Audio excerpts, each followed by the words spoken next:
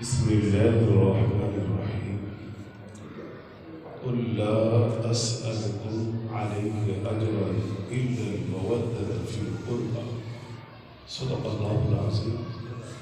اللهم صل وسلم على سيدنا ومولانا محمد وعلى آله وصحبه وبارك وسلم.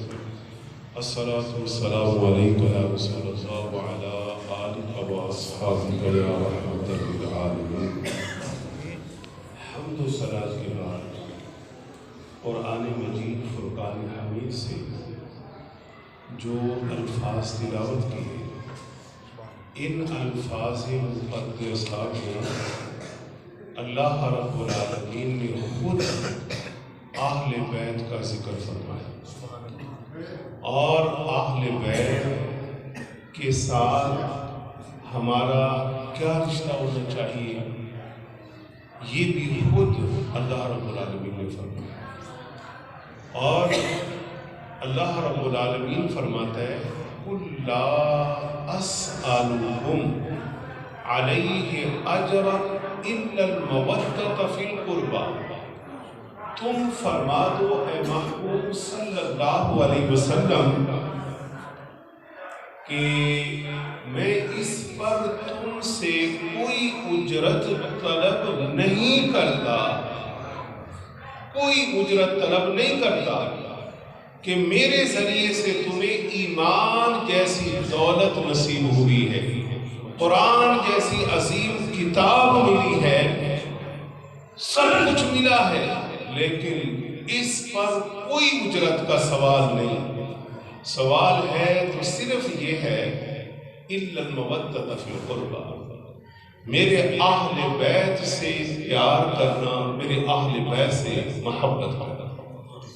اِلَّا الْمَوَدَّةَ فِي الْقُرْبَى کی تفسیر میں امام فخر الدین رازی رحمۃ اللہ علیہ تفسیر کبیر میں اور علامہ جلال الدین سیوطی رحمۃ اللہ علیہ تفسیر در منصور میں آپ فرماتے ہیں کہ حضرت ابن عباس سے پوچھا گیا کہ اِلَّا الْمَوَدَّةَ فِي الْقُرْبَى سے مراد کون ہے؟ تو آقا کریم صلی اللہ علیہ وسلم کی حدیث انہوں نے ارشاد فرمائی کہ نبی علیہ السلام نے فرمایا کہ اِلَّا الْمَوَدَّةَ فِي الْقُرْبَى سے مراد حضرت علی ہے، حضرت فاطمہ ہے، حضرت حسن ہے، حضرت حسین ہے رضوان اللہ علیہ اجمعین. اور ایک دن آقا کریم صلی اللہ علیہ وسلم تشریف فرما ہے، حضرت علی المرتضیٰ بھی آتے ہیں، حضرت فاطمہ تشریف لاتی ہیں، حسن و حسین آتے ہیں. جب یہ سب حضور کے ارد گرد بیٹھ جاتے ہیں تو آقا کریم ارشاد فرماتے ہیں کہ تم سب جنت میں جاؤ گے، تم سب جنت میں جاؤ گے. اور حضرت علی المرتضیٰ نے ہم گناہگاروں کے لیے مسئلہ بڑا آسان کر دیا. عرض گزار ہوئے کہ یا رسول اللہ صلی اللہ علیہ وسلم یہ ارشاد فرمائیے کہ اہل بیت تو جنت میں جائیں گے، اہل بیت سے محبت کرنے والے تو قیامت تک آ رہے ہیں، ان کا حال کیا ہوگا، ان کے لیے کیا ہوگا؟ یہ تو نسل در نسل سلسلہ چلے گا تو لوگ اہل بیت کے گیت گائیں گے، ان کے تذکرے کریں گے، ان سے رشتے نسب کا لحاظ رکھتے ہوئے ان سے محبتیں کریں گے، ان کے لیے کیا ہوگا؟ تو میرے اور آپ کے شفیق نبی نے ارشاد فرمایا کہ اے علی، جس طرح تم جنت میں جاؤ گے، تمہارے سے محبت کرنے والے، اہل بیت سے پیار کرنے والے، وہ بھی تمہارے پیچھے پیچھے جنت میں داخل ہو جائیں.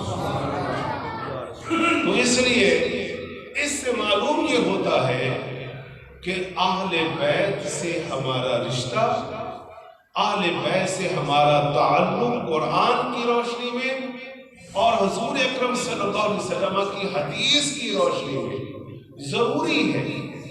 اور ہمارا جتنا ان سے پیار ہوگا، جتنا ہمارے دلوں میں اہل بیت کی عقیدت ہوگی، اہل بیت کی محبت ہوگی، اتنا ہم دنیا میں بھی کامیاب ہوں گے اور آخرت میں بھی کامیاب ہوں گے.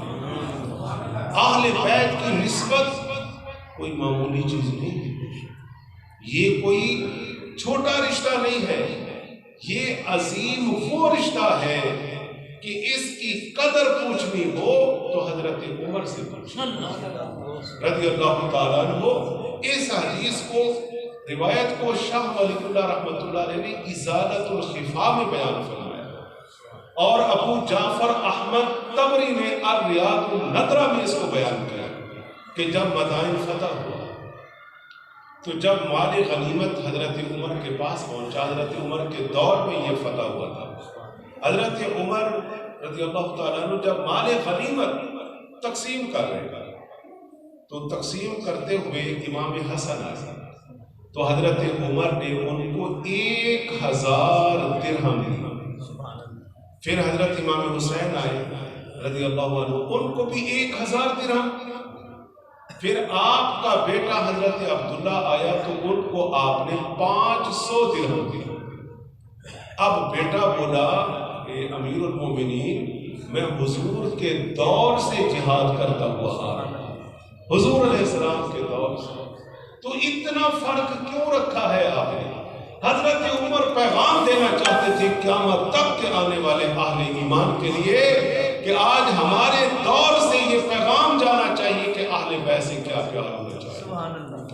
تو میرے دوستو، حضرت عمر رضی اللہ عنہ نے فرمایا کہ بیٹے یہ بتا کہ حضرت امام حسن حسین کے والد کون ہیں؟ بیٹے نے کہا وہ علی المرتضیٰ ہے۔ کہا ان کی والدہ سیدہ فاطمہ الزہرا ہے رضی اللہ عنہا۔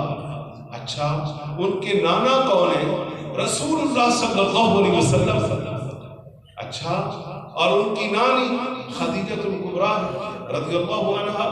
فرمایا یہ بتائیے کہ یہ رشتے تیرے پاس ہیں؟ یہ رشتے تیرے پاس ہیں؟ حضرت عبداللہ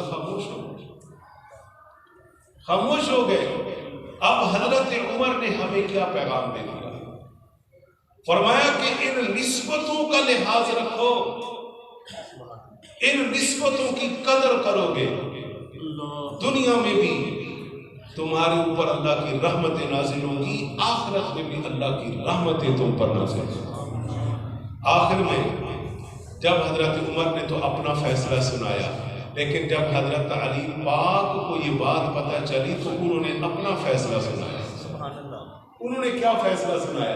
انہوں نے یہ فیصلہ سنایا کہ آپ صلی اللہ علیہ وسلم نے ارشاد فرمایا کہ ان عمر بن الخطاب سراج اہل الجنت، کہ عمر بن خطاب رضی اللہ تعالیٰ عنہ جو ہیں وہ جنتیوں کے چراغ ہیں، وہ اہل جنت کے چراغ ہیں۔ جب حضرت علی نے یہ فرمایا، حضرت عمر تک یہ بات پہنچی تو حضرت عمر اٹھ کھڑے ہوئے، اسی وقت حضرت علی کے گھر پہنچے اور فرمانے لگے کہ علی پاک یہ بتائیے کہ آپ نے ایسے کلمات فرمائے ہیں؟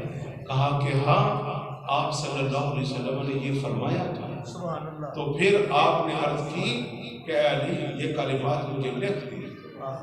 آپ نے وہ لکھ دیے کہ ان عمر بن الخطاب سراج اہل الجنت۔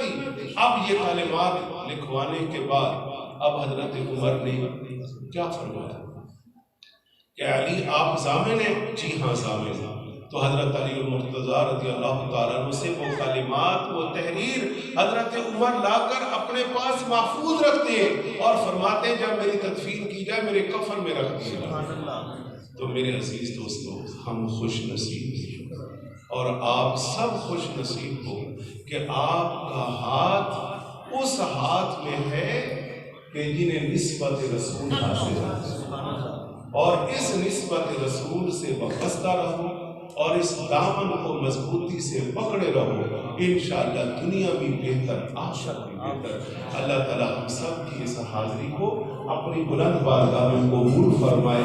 جو درود شریف پڑھا ہے اور محبت بھری باتیں سنی ہے، اللہ عمل کی توفیق عطا فرمائے، اور جناب قبلہ سلطان عالم کہ اللہ تعالیٰ علم و عمر میں برکتیں عطا فرمائے، اور جتنے بھی بھائی یہاں اکٹھے ہوئے ہیں اللہ تعالیٰ ہمیں محبت سے، پیار سے، اس نسبت کے ساتھ پکی محبت نصیب فرما۔ وآخر دعوانا الحمد للہ رب العالمین۔ اب اذان